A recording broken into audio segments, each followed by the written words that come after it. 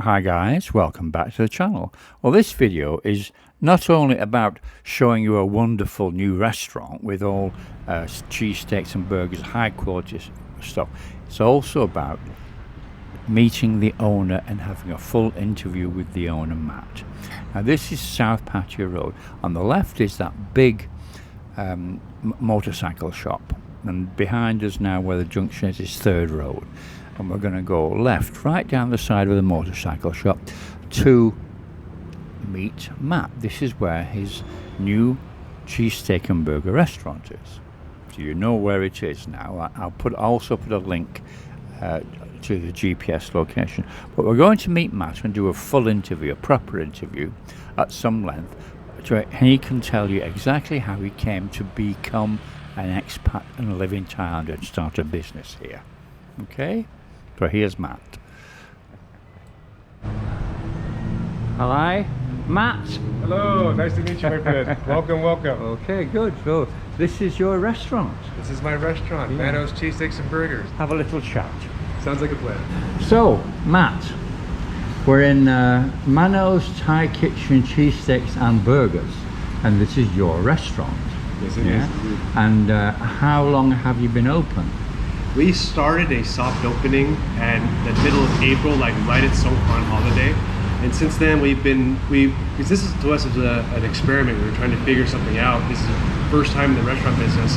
We did 4 to 7 from April until June.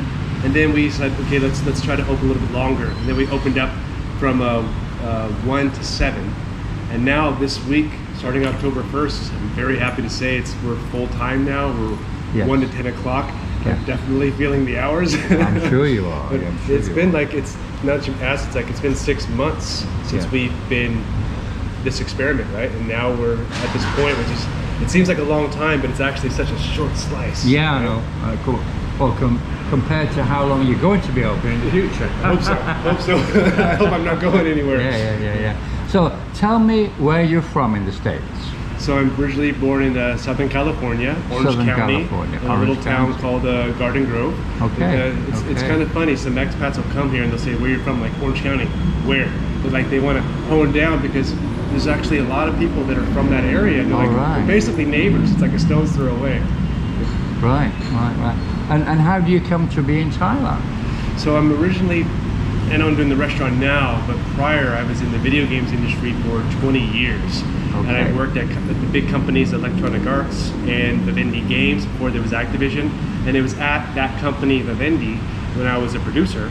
And there was an opportunity to work on a product, and we had a partner that was in Bangkok, Thailand. Right. So as the producer, I wanted to go and meet the team because it's very important that you have a face-to-face connection. This is before video calls and the technology that we have now that makes it so seamless. So I came here to Thailand, spent just 1 week, and fell in love. That was your first trip to Thailand? Very first trip, and that was in 2007. Very first time. Right. And I was not ready for the humidity. I was a California boy. Everything is like, the temperature's perfect, there's no humidity. And walking out of Savornagam Airport, just that wave of humidity just hits you. Hits you. It does. And you actually met your wife here, didn't you? I met her on that trip. It didn't seem like it was going to become what it is now, right? It's just that very short week. But it turned out it was just a friend of a friend. Where at that time I was 25 years old and I was enjoying life. And I want to, experience the Thai nightlife. Let's go to a disco.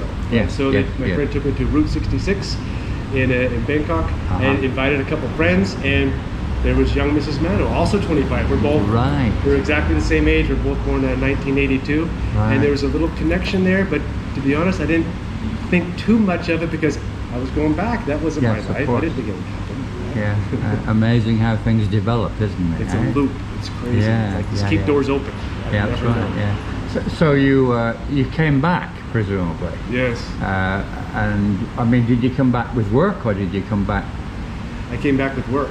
Okay. So that was kind of the interesting thing is I never really had the chance to come here on leisure personally. Yes. Because my engagement in the video games industry, I was always so focused on work, and the work is very, very intense. I mean, there's the guys who know, it's like there's the periods of crunch and high intensity where you're working lots, and I was producing and directing, so I didn't really have much leisure. But I was able to have business opportunities that kept sending me back.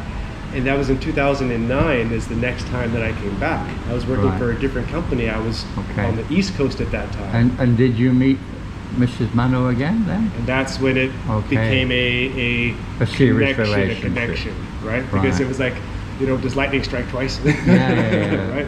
So you then presumably, I mean, as things went on, you eventually got married. Yeah, we did. We got married, and 2 years later, in 2011. Okay. And when I met her, and that lightning had struck twice, and something was more serious.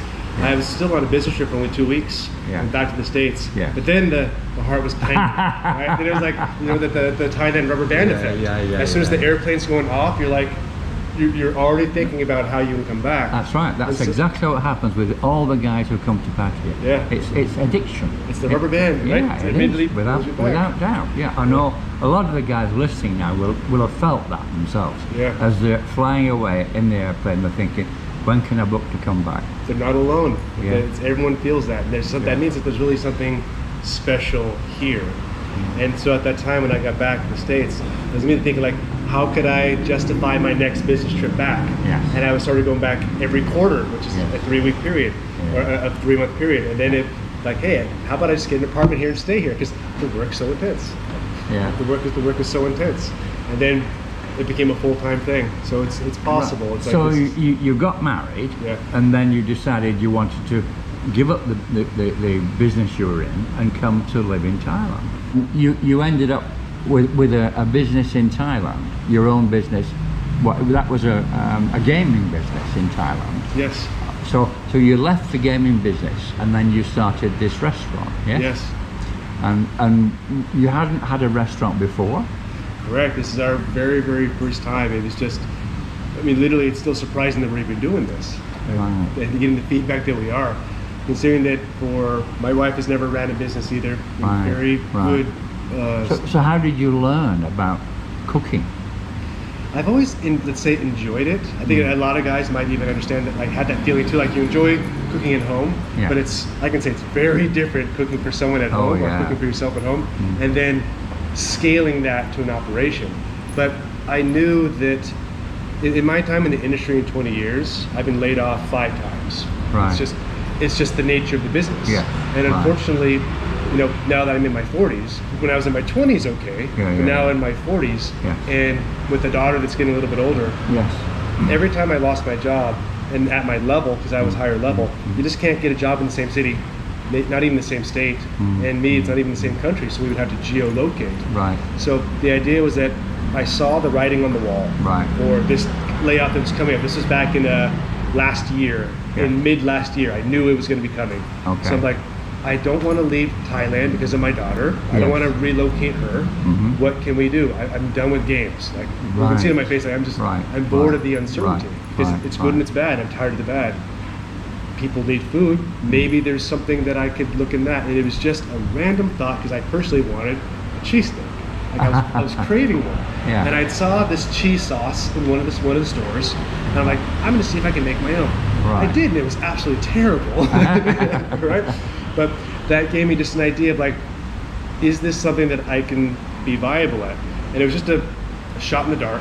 Like, every single day, I practiced something. I didn't know how to bake. I didn't know how to do bread, but I taught myself by watching YouTube videos that basically had some, exactly. Like, I mean, we talk about the internet being a wealth of information. It is. I mean, it's not just like cat videos and things that, like, we could actually find some meaningful instruction.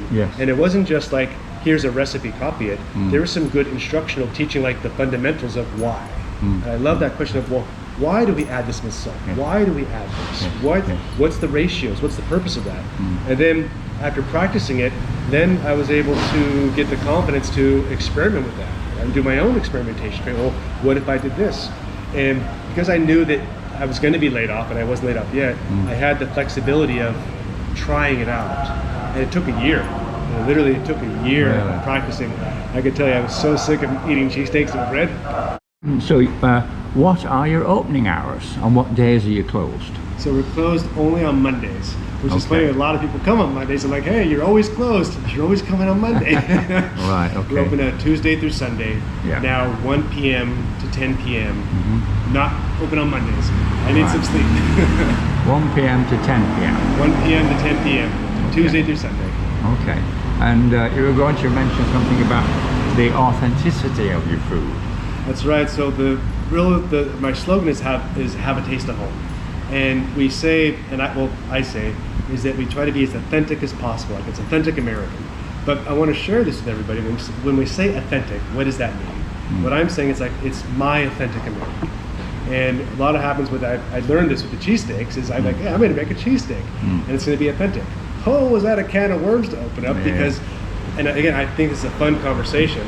Is everyone's version of authentic is not the same. Yeah. So you get 100 people in a room and say, what's authentic cheesesteak? And they all conflict with each other. And what I determined is like, that's nostalgia. There's authentic and there's nostalgia.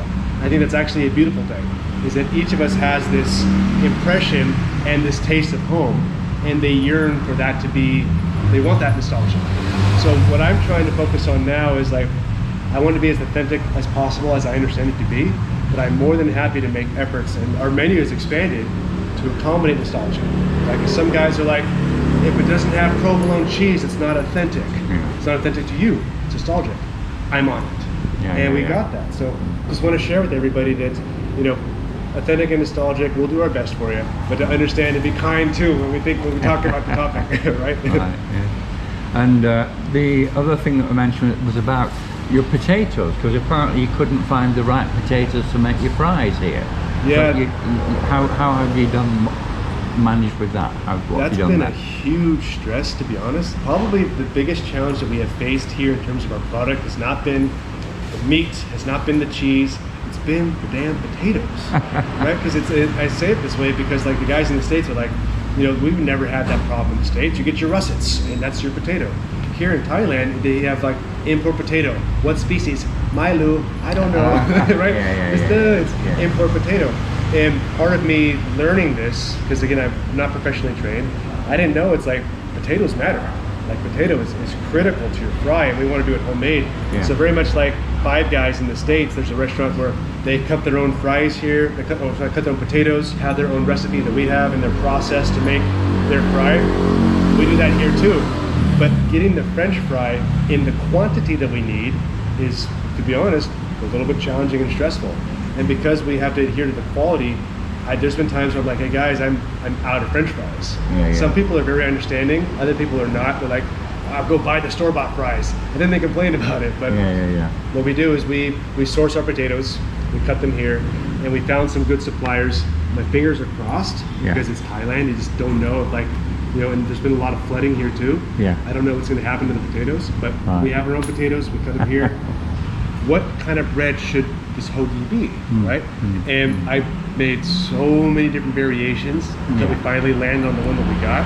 I mean, you actually tried to get the Thai bakers to make bread, but it wasn't successful, was it? It wasn't successful, but also to go to that part is we do all our own bread here homemade, and it was not the initial plan.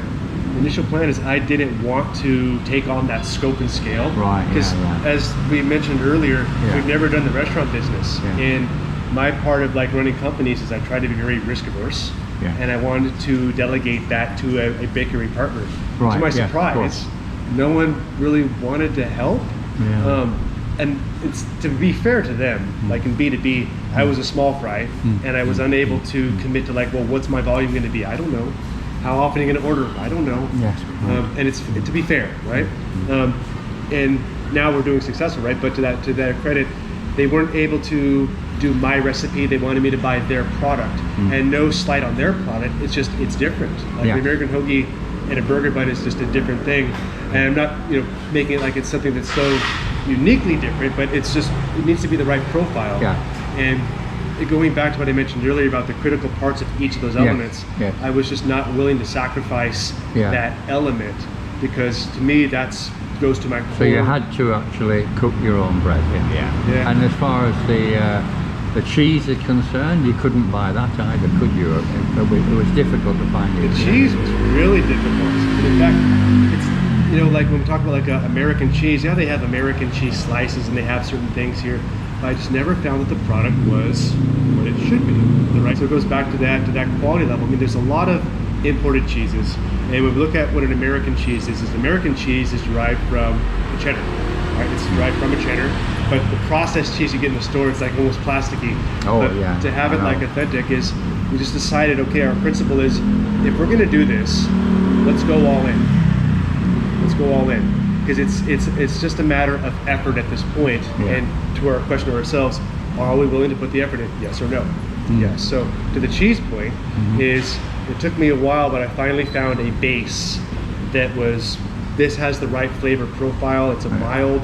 A lot of the things you get in the stores are unaged, and they're just flavorless. They're like no flavor at all. And you don't want to get something that's too aged because then it's too sharp. And then you know, some people like that, but to the general audience, not as much. That's right. But yeah, we make our own cheese sauce. So you make your own cheese sauce? Yeah. Why? Because to that point about the cheese I found in the store that one day that inspired the idea, it's just, you know, cheese flavored mayonnaise, or it's, I don't know exactly even what it is, but it's that artificial product, which is like a cheese whiz, you can say, in California, but still cheese whiz is a little bit better. The guys in the States will know cheese whiz, but we decided to make our own cheese sauce, and then from that we decided to make our own American cheese slices too for the burgers. So we used a little bit of a variation, but again, it goes back to that quality element. We have the bun, we're going to make that the right way. Now the cheese is critical too. We can't shortcut that because, you know, and again, it's just a matter of effort. It's just we source that cheese now. We have a wonderful vendor that helps us make sure that we always have it,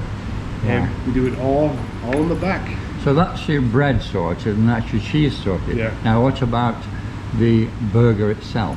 The burger itself, I wish I could say it's American. I wish I could say it's USD, but it's Australian. So it's Australian imported, which to me is basically, it's hard to even tell the difference between the two. We're never going to do Thai beef. It's just as anyone that's lived here in Thailand has come here, an expat will always say, I'm disappointed with the beef. I'm like, well, you're not eating the right beef. Right?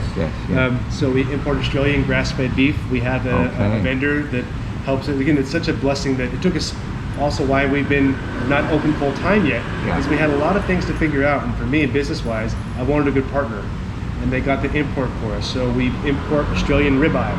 The ribeye is for the cheesesteaks, and it's important that it's a ribeye because that's how it is back home in Philly. And again, we want to have that taste at home. It's a bit more expensive, but I got a very good vendor, and because we make everything homemade, I'm able to actually drop the cost down. So the blessing is that even though I didn't want to do the bread on my own, I don't have to buy the bread now. Which means that I pass that off. It'll bring that down. And for the burger meat, it's a blend, or the base is an Australian chuck, which is a foundation for burgers. And then every burger joint will say they have a blend of meat, which we do too, to give it a flavor profile and texture, which will be Mano's secret proprietary. But I can say it has a base of chuck, because that's the base that all burgers have. And we use a ratio of you guys know, it's 80-20. 80% beef, 20% fat, so 80-20, because that's again the right flavor profile. And that's ground here. We don't buy anything minced or anything pre-sliced. We have a slicer, we have a grinder. We gotta do it the right way, and sometimes that goes back to quality control. Is you need to take those elements into your own hands to make sure, because this is our livelihood now. Of course. I don't want to put that on someone else's shoulders. If I'm going to fail, it's going to be, I got to look myself in the mirror and be like, you know, I fell short. I don't want to say, like, I don't want to point fingers. That's not me. It's like, I would rather do the extra work. So, how did you actually, you set up a business? You've done that with obviously the help of your wife. Yes. So if there's anyone listening, any Americans or anyone from anywhere, in fact, who want to come to start a business in Thailand, I mean, it's not so easy to set things up in your own name. But you were lucky in the fact that you actually found a genuine wife. The key word there, right? you know what I mean, guys? A real wife, and then everything's fine. Then you can do it. No problem at all. Well, it was, to be honest, it's still a challenge in the sense that you have to have patience. Because things in Thailand just move at the pace of Thailand. And some things that we might find to be very easy in the West are, let's say, more complicated here than they should be. And you just don't get mad, don't get frustrated. You just have to have patience. And then you have to have your Thai staff, your work permit. but I always believe in partnering with a very good lawyer to be able to shepherd you through this processes, because it's very challenging, but you don't have to make it so hard. Partner with the right people and know if someone's not doing the right thing to partner with it.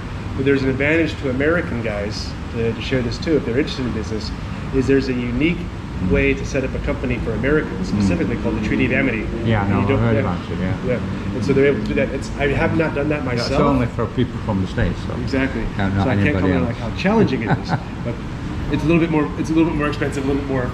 Well, considering 65% of my viewers are from the States, then it's a piece of information that's valuable, you know. Indeed. Let's just show your ingredients, shall we? I mean, these are your potatoes. Yeah, we keep them in the air right now. Yeah. Because you don't want to keep them closed up or else they're going to get all mushy. And this is your original bread that you have made yourself. Yeah, it's going to show us that we have slider buns here. These come in very large sets. This is our homemade burger bun. Right. Everything very, very soft. And this is the full-size American hoagie, 12 inches. That's for the cheesesteak. Yeah, once this thing is filled up, it's quite heavy and quite huge. Yes, yes, very hard to fill. I've seen it. What we have here, just to showcase. And this is your cheese that you've actually made yourself. Exactly. So we take the American mild cheddar, or the cheddar block. We melt it down with our own recipe that's secret. Put it onto a tray and weigh it out, smash it down, because the cheese slices that come from the store are like 9-10 grams. Every slice of my cheese is 20 grams because it's all about the flavor profile. And to me, it's just a matter of effort. So we have it in the American cheese. I have a homemade pepper jack. All right. And even coming soon, sneak peek, a blue cheese slice. Okay. So again, I want to do that taste of nostalgia. I'm not a blue cheese guy, but there are guys that are. I quite like blue cheese. So I need some feedback on it. So I'm always open to feedback, guys. And then you've got some sauces. Yeah, just to show a couple here. Again, here's a homemade blue cheese that goes really well with our buffalo wings. But again, everything's my recipe. And a homemade smoky barbecue. This is just kind of sampling what we have here. And why I have the Frank's Red Hot here is that we do our own buffalo wings and buffalo sauce. And buffalo sauce in the US is based on Frank's Red Hot. So to go back to the authenticity part, is that it's a little bit more expensive here. But to be honest, I'm not going to cut corners. And I think that people that want the right thing are going to appreciate that. So we got the Frank's Red Hot for that. And on every table, we have a Frank's, which in Thailand is rare. And also, if you like a little kick, some reaping. Right, okay. So, this is ribeye and burgers. Exactly, so here is our ground burger that we grind here. Every patty is weighed and hand pressed down, and we put a little indent to give it that signature, but it's all about consistency of the product. And here is our sliced ribeye, and it is weighed to the gram. To make the cheesesteaks. Exactly. And stored, so the whole thing is that every cheesesteak is consistent. And that's very important for us, is that if you get a product one time, I want you to be able to come back and get it and have it be exactly the same the next time. Okay. So we'll have a look at the food then. Okay. Wow, so this is your food. Let's have a look. So this is a bacon double cheeseburger, is it? Yeah, so this is a special item that we added to the menu. This is the Deluxe Americana. So this one is one of our special items here. This is the Deluxe Americana. It's actually a new item where it comes in a single, double, triple, or even what I call a 4-stack tower. I just kind of make it how you want it. This is a deluxe because my standard cheeseburger is just meat, cheese, and onions, right? But this one comes fully dressed. So it has a homemade dill pickle that we source from a Russian lady here. So we source them, and so they're not bought at the store. We have the hydroponic lettuce, salted tomatoes, and it comes with bacon. So this is the fully dressed burger because some guys love it fully dressed. So these are little ones. What are these? Are these for children or? Indeed, kids of all sizes. In fact, we've had some of the Thai sweethearts that have really been particular to where they maybe don't want to eat a full burger. It's a little bit more intimidating. They'll go for the sliders, but they're quite popular. They call these sliders. Yeah, so these are sliders, and they're quite popular in the States in some places. And they come in sets, and 2 sliders is equivalent to 1 burger, so everything being weighed.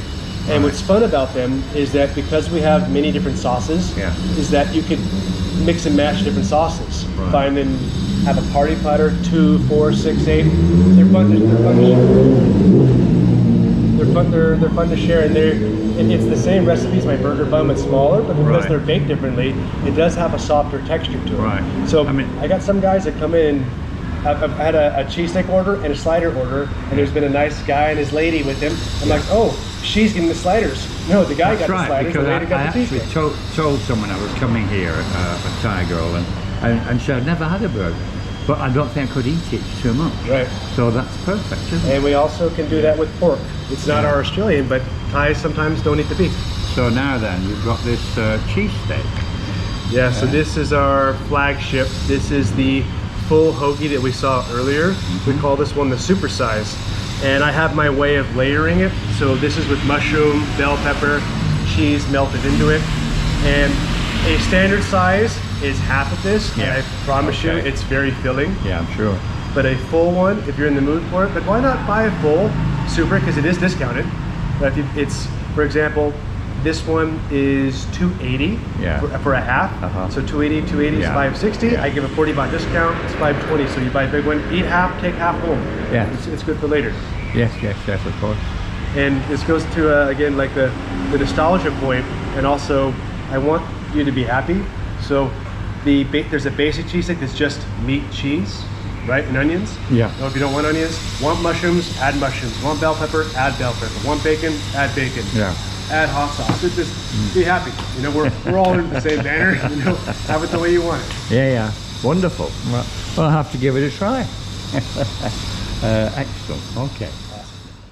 So the other thing that you do is you do takeaway. What we do right now is we have our own guy, an employee that goes and drives it out. But part of the delivery for us is that we want to make it as easy for the customer as possible. So there's both send, grab express, meaning it's like a courier. If you want to order your own courier and have it come pick up, we'll do that. If you want us to order a bulk courier, we'll do that. If you want my guy to come and deliver it to you, we'll do that too.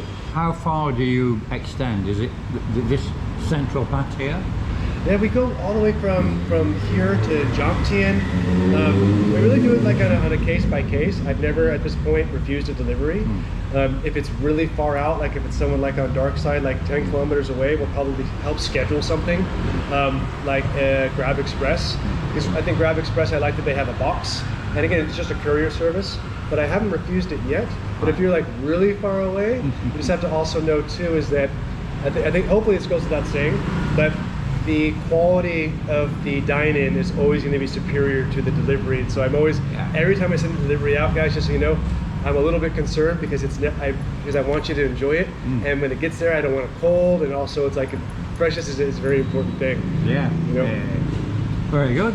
So that's probably everything, isn't it now? I think we've covered most things. Right, so just encourage people to come and try it. I'm sure there are so many Americans who watch my channel, so many.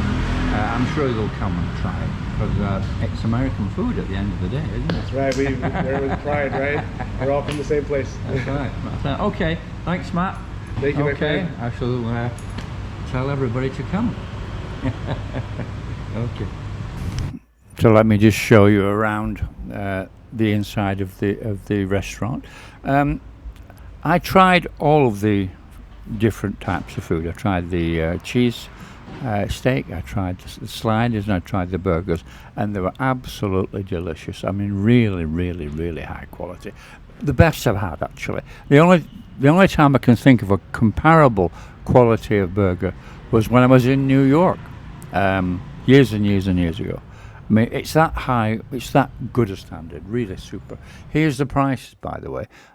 I've paused it so you can stop it and read all the prices. So you've got all the prices for the burgers and for the cheesesteak. Come down, give it a try. If you're American and you're here, you will love it. I mean, absolutely love it. I'm sure it'll remind you of home. Okay, well, thanks very much for watching, guys. Don't forget to subscribe, like, share, ring the bell. And click more down below with the Patreon link. You'll love that with all the Soy 6 and the Gents Club Catwalk videos. Okay, guys. See you in the next video.